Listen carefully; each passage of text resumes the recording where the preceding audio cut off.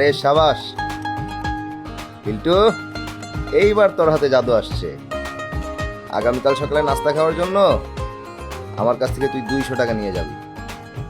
নাস্তায় কি খাবো? খাসি পায় নাকি নেহারি? সরলা, তুই কখন আসলি? একটু আগে। ছি ছি ছি সরলা, তোর লজ্জা করে না পরপুরুষের গায়ে হাত দিতে? আমার লজ্জা করে না, কারণ এই পুরুষ পরপুরুষ না, আমার পুরুষ।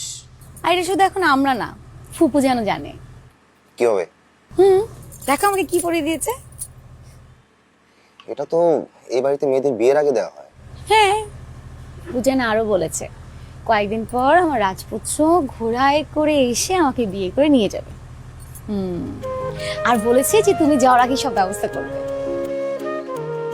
কিন্তু আমাজন কি জানে যে আমি তো রাজকুমার? মনে হয় তো জানে, না জানলে বলবে কেন? তুই বলেছিস? আমি কেন বলবো? একটা মেয়ে কি এগুলো মুখে আনতে পারে নাকি?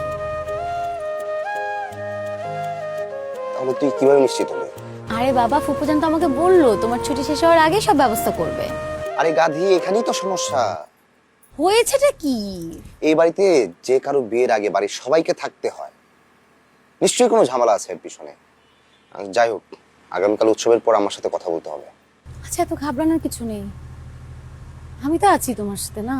কিন্তু হ্যাঁ, কালকে উৎসবের পরপরই ফুপুজানকে গিয়ে আমরা দুজন বলে দিব। আমার তাই মনে হচ্ছে, অনেক দেরি করে ফেলেছে। আমার কাছে প্রেম বিয়ে মানেই কিন্তু তুমি। আমি আর কিচ্ছু বুঝি না, কিচ্ছু জানি না, আমার ধ্যান জ্ঞান সবকিছু তুমি। আমি কিন্তু অন্য কাউকে চিন্তাও করতে পারবো না। এই যে ছুটিতে আমি বাসায় আসি কেন? আম্মাজানকে এবং আব্বাজানকে ভালোবাসার পরে এই পৃথিবীতে যদি আমি কাউকে উজাড় করে ভালোবাসি, সেটা হলো তুই। আমার তো এই বাড়িতে আসতে ইচ্ছে করে না। ছুটির পরে ভাবি আমি কই যাব, এই বাড়িতে আসবো নাকি অন্য কোথাও। এই যে আব্বাজান আর তার দৈত্য দানব সারাদিন যা করে তার সাথে আমি তাল মিলাতে পারি না। শুধুমাত্র তোর খুনসুটি আর এই মায়ের ঘোড়া চোখ দেখতে চলে আসে। আমাকে তো জড়াই ধরবা, আমার একটু মন খারাপ লাগতেছে।